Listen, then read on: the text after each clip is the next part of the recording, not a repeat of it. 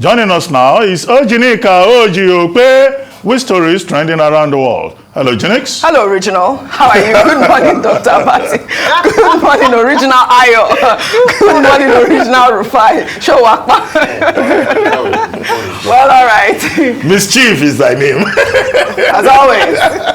Violent Queen. Well, let's begin what's trending. Oh, God. Good morning to you, viewers. We'll begin what's trending with this detail. Former First Lady of Nigeria, Dame Patience Jonathan, on Wednesday paid a courtesy visit to the wife of the president, Senator Oluremi Tinubu, and pledged her unwavering support for the Tinubu administration. She also called on other Nigerian women to follow suit. I have come here to encourage you, to support you, because we are one country, and our country must move forward, and for the country to be better, because it's our country. We have no other country than Nigeria. We have no other place to go. We must support you. We must support you to make sure you achieve what you are here for. And when you achieve, we have achieved. So the Nigeria must move forward. And I use this opportunity also to plead to the women of this country, because I know that my sister can carry the women along. She carried the women along when she was a governor's wife. So when she's a first lady, the sky will be her limits. She will carry us along and she will move us forward. We Nigerian women, we should come out in mass and support this government and support her. The sky will be our limits. We miss this woman. Mama P! She's back. No, Dr. Abati's former principal. I mean, you know, she dropped a lot of favorable sound bites when she was First Lady of Nigeria. But I mean, I think that she's quite apt about women empowerment and support for women. Yes, and I think that, you know, she also stated that she's not surprised that Remi Tinubu is in that position. Because, you know, even before she became First Lady of Nigeria, they were both governors' wives, and she was her, you know, her senior. And, you know, I'd love to see more of this. I was just going to say, women supporting women, one powerful first lady to another, because we have to admit, Dame Patience Jonathan was a powerful first lady, you know, when her husband was president. And she did mention a few facts that Her Excellency, Mrs. Remi Tinubu, is quite supportive of women. And in the last few days, we have seen her demonstrate that. We must give kudos. She hosted the female football, basketballers. She hosted the Nigerian Falcons. She has spoken out. But what I have to say, and I think that's quite instructive, actually, because I was going to mention here that in terms of there are a few things that we still want for women. One of the women we've celebrated recently was Her Excellency, the First Lady at the time, Mrs. Miriam Babangida, with the renaming of the National Center for Women Development. And we talked about and extolled her virtue, especially in giving that hand to other women, especially rural women. We don't know if Mrs. Remi Tinubu will have a pet project, as we know with previous First Ladies, or what her key focus during her tenure would be. But what I'm looking forward to is this partnership, this camaraderie. I support it. I think it's beautiful to see women come together, and perhaps we'll teach politics in a different way for the men to follow. Rufai, you want to say something quickly? Say something. See, when we see things that are good, let's give kudos. Today, I want to give kudos to the First Lady, Remi Tinubu. Yes. She's been able to harmonize all the former First Ladies, put them, give honor to whom honor is due, and she's done that in a strategic and methodic manner. Yes. So today, I give her kudos. I shower encomium on her. She's respected other people ahead of her. Yes. And then she's also walking her way gradually into the hearts of a lot of Nigerians with what she's done with the Falcons and the Tigress, you know, and other female teams, which is strategic, which is very good. When I see things, I appreciate them. Absolutely. Kudos. I know you wanted to mention, I wanted to mention the 7 female ministers. If we can pull up that GFX. We had the Minister of Art and Culture, Creative economy, Hannatu Musawa. A lot of people have said, okay, does she really fit that portfolio? But I think she does. I mean, she is a creative in her own right. And, you know, people talked about the fact that she, you know, it could have been somebody more in, you know, the Nollywood industry. But we also had a Minister of Tourism. We have Minister Lola. You mentioned that. You said that she could have had a stronger portfolio. Excellent CV, excellent track record. Minister of Tourism, not this particular administration's focus, because we have an issue with insecurity. I don't know who you're going to be attracting to come and visit us when we haven't sorted out, you know, security. And so I thought her expertise and technical skills could have been better used, better placed. People have said it's an opportunity for her to really build that ministry. I hope she would. I believe she would. You know, she has, I do believe that she can handle almost any ministry, but I thought that perhaps she should have gotten something better suited to her expertise. Yeah, there might be some innovation there too. But there's also a Minister of Industry, Trade and Investment, Doris Anete. There's also a Minister of State, Labor and Employment in Kiruka, Onye Yocha. I mean, that was Festus Keyamo's position. Right?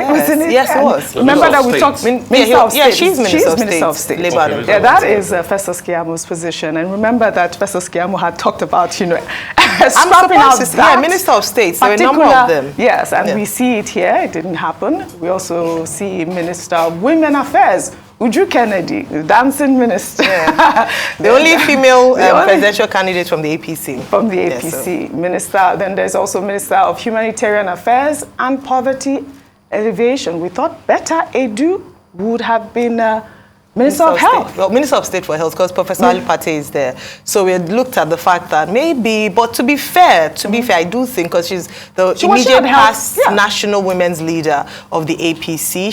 She was a former commissioner for health in Cross River State. And so in terms of being able to manage that, I think it's quite a sensitive ministry, especially with regards to removal of fuel subsidy, palliatives, conditional cash transfers, and hopefully she'll do a better job than, you know, we had in previous. And I believe last but not the least, Minister of State, Federal Capital Territory, Mariga Mahmood. So FCT now has a governor and deputy governor. We have a governor and deputy governor. FCT is such a large state now. I mean, I hope, you know, there's also that conversation which leads me to my next story about Governor Wike. There are some controversial ministers. Meanwhile, the cabinet portfolio released by the special advisor to the President on Media and Publicity, Ajuri Ngelale, on Wednesday has generated major reactions on social media. Top on the list is the appointment of former Governor of Rivers State, Nyesom Wike, as Minister of the Federal Capital Territory. Wike is the second Southerner to head the FCT after Ajose Adeogun, who was appointed in 1976. Another controversial appointment was that of former Minister of State for Labor and Employment, Festus Keyamo, who was appointed Minister of Aviation and Aerospace Development.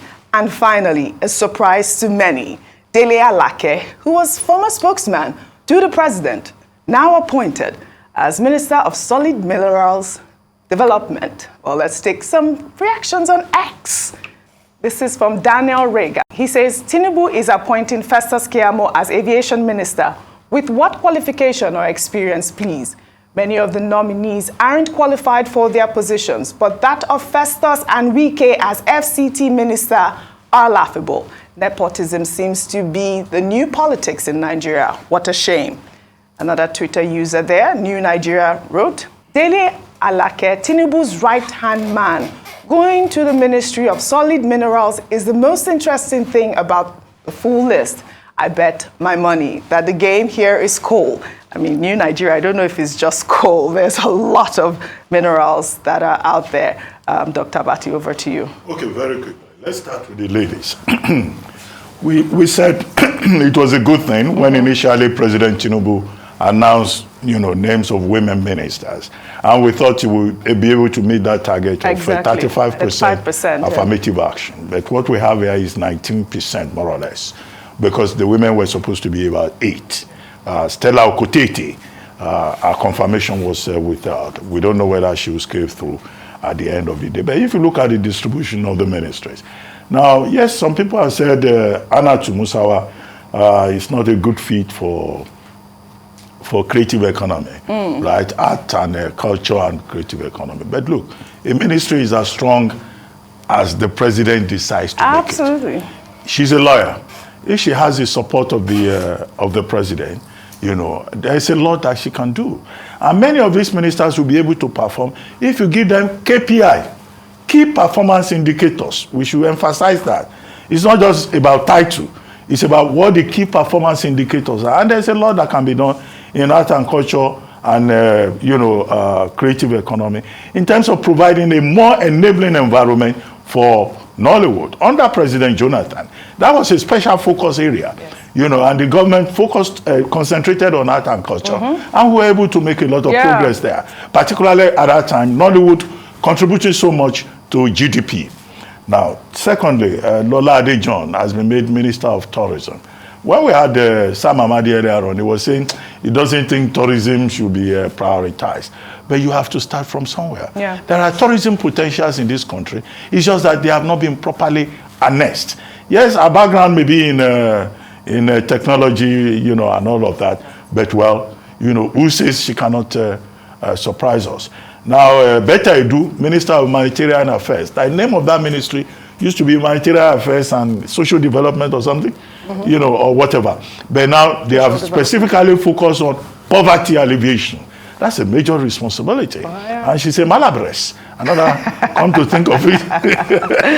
We are everywhere. Doing well. We are everywhere. Doing well. And then of course, you have Nkiru Jocha, made Minister of State. I thought, given her capacity, and her exposure, experience as a lawmaker for so many years, that maybe she could be given something more substantial. But, in that position, I believe she would do well.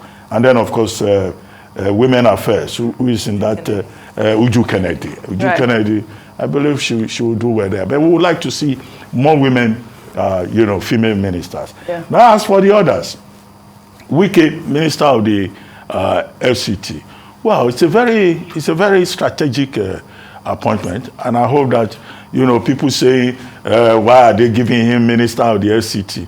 No, that's totally beside the point. What that office requires is managerial capacity. Whatever you may say about Wike, he has been in this territory for a long time. I think he started as a local government chairman or as a local government councillor, became chief of staff, became commissioner, became minister, became governor, and all of that. So he has substantial experience. Yeah. You may not like his style, but he has, relevant experience.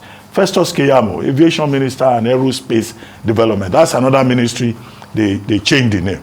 Okay, what is the complaint about? Festus Keyamo is a senior advocate of Nigeria. He's a lawyer. He's not the first lawyer that will be Minister of Aviation. Femi Fani-Kayode was there. Yeah. He was a lawyer, okay? And he too has had, very good exposure in different capacities. The question is, what are the KPIs? Yeah. How will he perform? So I keep stressing this KPI because some people they make them ministers, they don't even know what the portfolio is all about. I've had a minister coming to me and say, hey, Avati, this ministry your God gave me, what is in this ministry? But after about 2-3 years, the same man was doing like this all over the corridor, asserting himself. I said, look at this one. The day we announced the portfolio, you didn't even know what the portfolio they gave you was all about. So it's important to have the KPI. Yes, Mr. Dele Alake, I'm a bit surprised that it was solid minerals. I thought, it was going to be given information, communications, and strategy. Everyone thought so, yeah. It's a natural territory, but it may well surprise us. Right. But it is about what the president wants him to achieve there. Right. After all, we have had other people in solid minerals that were not necessarily in that line. Who was that now? Kade Fayemi, right? Was in that area. We have had other people there who went there and made efforts. And there's a lot to be done there if the proper indicators are followed. All right, Rufai, there's another dimension. There's no doubt about Governor Wike being a performing governor. No, I mean, so Wike actually makes the third Southerner. You talked about Ajose Adeogun. There was another person, I think Chief Mark Okoye, in fact, which was one of the youngest minister of state during Shagari regime, and that makes it Governor Wike. I mean, you can't take it away from him. Like Dr. Abati said, you might not like his politics, but he's got, a sense of, managerial understanding as which he administers things. And I think it's going to bring that to bear. And also the other ministers that in their portfolio, they might not have expertise. It's also incumbent on them to learn. But there are some ministries that we can take chances with. Power, for instance. Yes. You must know what is really going on there. And, even if you are A-grade brain and all of that, once you get in there, you see that the dynamics is quite different and you should be able to organize yourself. And that's why I'm a little not confident about, that. Why I was probably talking about the possibility of an El-Rufai for that position, if he had taken it, was because he oversaw the privatization process. And he knows a little bit more about all of this going on as regards the power sector. So that's why I was tipping him, for that position. But since he didn't get it, life happens. Also, another ministry I would like to look at very strongly will be that of finance, coordinating minister of finance, and also, that of health. It is very sad in Nigeria that about 10% of our healthcare, it's only about 10% of our primary healthcare centers that are really in top shape. And Ali Pati is one of the best brains in terms of public health in the world, not in Nigeria. Ali Pati is a world-class brain. He's just coming from Gavi. He's got a lot of experience. He's going to bring that to bear. And I think he himself has constantly talked about, improving primary healthcare delivery and other factors of healthcare in Nigeria, as his remit. So we see a lot that will be done as regards that. Mr. Wale has a job cut out for him. He's an investment banker. He should bring antecedent experience. Because then the KPI you were talking about, one will be about how we can even rejig the industry, fix the structural problems. I'm happy the government has started with this taxation thing, also providing power. And that's why I kept on going back to power. Power is very necessary, it's very important. Also cutting the red tape and the massive corruption and cronyism that pretty much happens in government. Because it's not as if these ministers don't know what is good for Nigeria. But you see, the reason why people constantly suffer on the African continent is because of the selfish interests of people in power. It's because of the fact that their friends too must eat. And there's no how you want your friends to eat and Nigeria will be good. It's not possible. Brendan Kennelly, a popular Irish poet, will always say, if you want to serve your age, you must learn to betray it. What it means is, if you want to serve Nigeria, you must learn to betray your friends. Because the interests of your friends might not be, consonant with Nigeria. And take, for instance, the gas sector. I hope we can open up the gas sector. I hope Heineken Lokobre can do a lot of work, but I don't see, and it looks as though they've retained that slot of Minister of State for Petroleum for Bayelsa State. Yeah. But we should be able to open up the sector. I was reading a Washington Post article in 1998. The article was just after Abacha had died. And they were talking about the cronyism, the fact that over $600 million was shelled out as a dent to be able to fix the refineries. It never worked. Why did the refineries not work then? Because those that were close to Abacha's kitchen cabinet were making so much money because of the importation of petrol products coming in, and they didn't make the refineries work. And Abacha didn't make it work. And it is still that problem that is evident today. So whatever we say about these ministers, please, let the interests of Nigeria be paramount to you more than the interests of your friends. All right. To take our final story. Yesterday, we discussed Senate President Akpabio's contributions during the National Policy Dialogue on Corruption, Social Norms and Behavioral Change, where he stated that Nigerians need behavioral change to tackle corruption and bad social norms, while a new video showing a train track that's been vandalized by criminals is generating fresh debate on social media. Let's take a look. And see how all the knots holding this rail line have been stolen. Just look at. This is the difference. This one is there. This has been stolen. See? This is there. This stolen. All this all the way down. Over 50 on this line are stolen. Federal government, you need to come and see this. Nigeria, may God help us. We are on problem. This is horrible. Let me take some reactions. This is from Arewa, who wrote, the government has an equal part to play in what is happening. You can't impoverish the citizens and not expect high rate in crime, while politicians are using pens to steal billions. Poor, impoverished citizens are left with scampering for means of livelihood through petty stealing. I think this person was responding to Bashir Ahmed, who actually wrote, no soul can imagine the level of sabotages from in and out this country has gone through since 1960. We're indeed our own worst enemies. What wickedness. Well, we also showed a car driving on the expressway in Shagamu with only 3 tires yesterday. Well, here is a video showing a tricycle maneuvering its way through a road with potholes carrying empty crude barrels.